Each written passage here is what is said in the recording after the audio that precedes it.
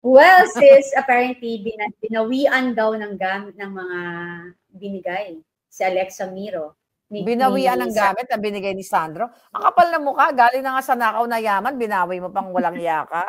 Alam mo sis, alam mo dito sa Philippines talaga, for some reason yung grupo na yan, may gano'n na ugali. Pambansang bawian. Kapal na mukha, binigay mo na, binawi mo pa, hindi mo naman pera yon.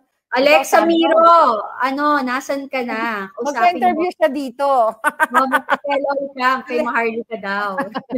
Alexa, pero kailangan mo muna ng protection kasi ayoko naman magorgor ka ng kalaban. So, kailangan mo muna ng protection. Pag-isipan natin, mag-brainstorming tayo. Gusto mo mag-join ka, sis, Tayong tatlo, mag-brainstorming tayo. Kasi para naman matouch naman natin ang showbiz and politics. So, kasi nagsabi na siya, parang third party daw yata, narinig na may nagsend sa akin na, marami daw. Maraming, ang balita ko, meron pa nga raw yan siyang evidence ng pagtataksil. Balita ko, nasa akin na raw yung evidence. Charing lang. Charing lang, joke lang po yun. Wag kayong maniwala doon. Joke lang yun. So, ano daw yung mga gamit? Ano daw yung mga gamit na, allegedly? Yung mga Hermes bags, apartment, yung ganyan. Oh, wow. Pati Hermes bag, binawi. Diyos ko, ikaw, Sandro, binabae ka talaga. Diba? Hindi mo na lang binigay doon kay Alexa. Oh my God. Yes.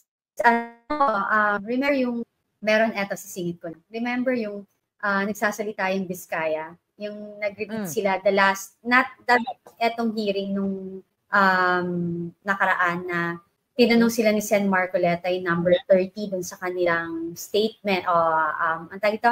Statement or kanilang affidavit na pangalawa. Sworn statement sa affidavit. Number 13 kasi pinahinto siya doon ni Senator Lacson na sabihin, parang hininto siya yung papunta ng 30. Interrupt siya. Kasi number 30 sis, apparently, Region 1, Ilocos Norte. Pinatigil siya kasi, Region 1, Ilocos Norte. Matutumbok kasi mga Marcos na. Okay, yes, you're right. So pinahinto yun. Kaya tinanong ulit ni Sen Marcoleta, di ba? Like, ba't hindi mo binasa yung number 30? Kasi yun yung sinasabi ni Governor Chavit Singson. Yeah, nagbanggit. Siguro, kung mabalik ko kay Alexa, kunyari si Alexa nanonood ngayon or nakasama natin siya, ang tanong ko sa kanya, Alexa, ilang beses mo ba nakitang nag-a-addicto si Sandro? Siguro yun yung tanong ko.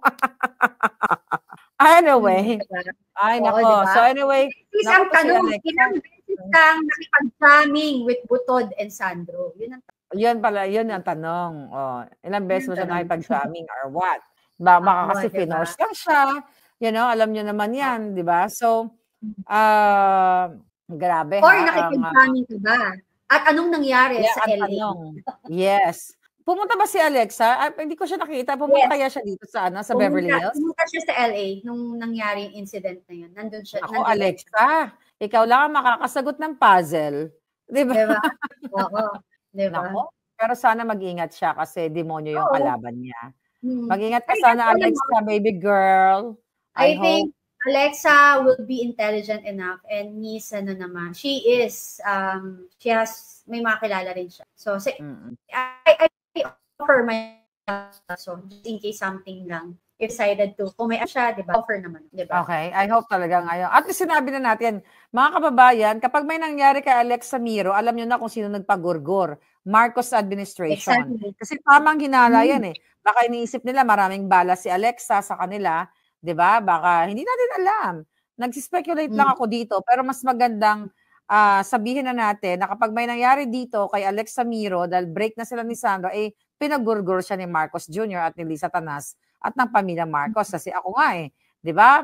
Wala pa, hindi ko pa nga sila nakakasama everyday. Hindi ko pala na-witness yung kanilang pagsisingot everyday. Gusto nila akong ipagurgur. So how much more itong si Alexa Miro na naging part ng buhay niya for 5 years. So ano kaya na-witness niya? Nakita ba ni Alexa kung gaano ka-high si Marcos Jr. at si Lisa Tanas, kung paano, mag-operate ang kanilang mga scheme ng pagnanakaw sa kaban ng bayan? Or nakita ba ni Alexa na tumanggap si Sandro ng mali-maletang pera galing sa flood control, galing sa mga pahati, sa pahati construction? pinatay na nila yung Pahati Construction sis. Remember that? Pinangalanan niya ni Senator Marcoleta. Yes. And that Pahati Construction is connected kay Sandro Marcos. Pinatay nila. From Davao de Oro, pinatay nila yung issue. Correct. Tapos hindi pa sis, may isa pa sis, di ba remember nung election, sabi ko sa'yo may I care, we care na mga troll. Yeah. The time, bawat isang, ang tag dito, bawat isang, supposedly, allegedly, bawat isang congressman may 100. Tama ba? 150. Yun ba yung sa impeachment? Troll? Oo. So, yan yung sa troll. Oo, totoo yan, no? Consultant daw. Tapos yung sweldo, apparently, gamit office ni Eda Robles. Nila kinukuha yun. So, ano rin yan. Dapat yung I care, we care na troll na yan, maimbestigahan din yan. Kasi ginagamit yan ngayon na troll. Tapos yung I care, we office care. Okay. Allegedly ay ginagamit ni Yeda Robles. Yeda Robles. Yung sweldo ng mga consultant po, no? Pero troll yan. Merong 150 that time.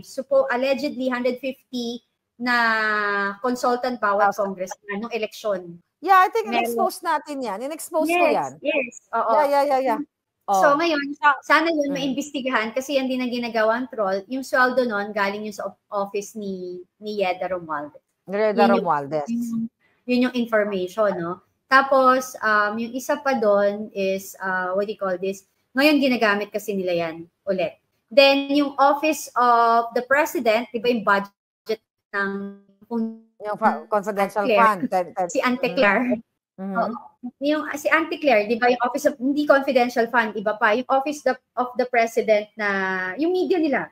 Yung Office of the Presidential Communication. Presidential Communication Office, PCO. Yeah. Ang taas din ng budget nila doon. So, imagine yung mga darling, yung opisina ng presidente, ang taas-taas ng press, ng budget sa press. So, yan din yung ginagamit nila para panatan nila yung mga kalaban nila. Imagine yung sarili nating pera sa bayan ng Pilipinas, ginagamit nila para tirahin yung mga nagsisiwalat ng mga kabulastugan sa gobyernong ito. So, ginigisa tayo sa sarili nating mga mantik, di ba? Kayo namang mga trolls na kayo, alam ko naman naghahanap buhay lang kayo, natagutom kayo. Pwede ba? Gumawa kayo ng paraan na isend nyo sa akin yung mga ebidensya na yan. At hindi namin isusubo. Kasi alam ko, biktima lang kayo. Kayo mga trolls na inuutusan ng I care, we care, at iba pang, yun na may mga in-expose na ako dyan eh. Ito si Tambaloslos, lahat yan halos mga kongresista, meron silang trolls. Alam nyo, kayo mga trolls, na alam ko na kumikita lang kayo, ay gusto nyo lang kumita para mabuhay kayo, makatawid gutom kayo. Pero gumawa naman kayong kabutihan sa bayan.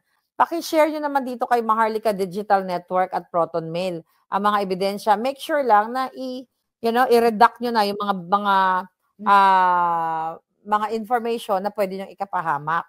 Basta ibigay nyo sa amin ang ebidensya para mahubaran na natin sila lahat.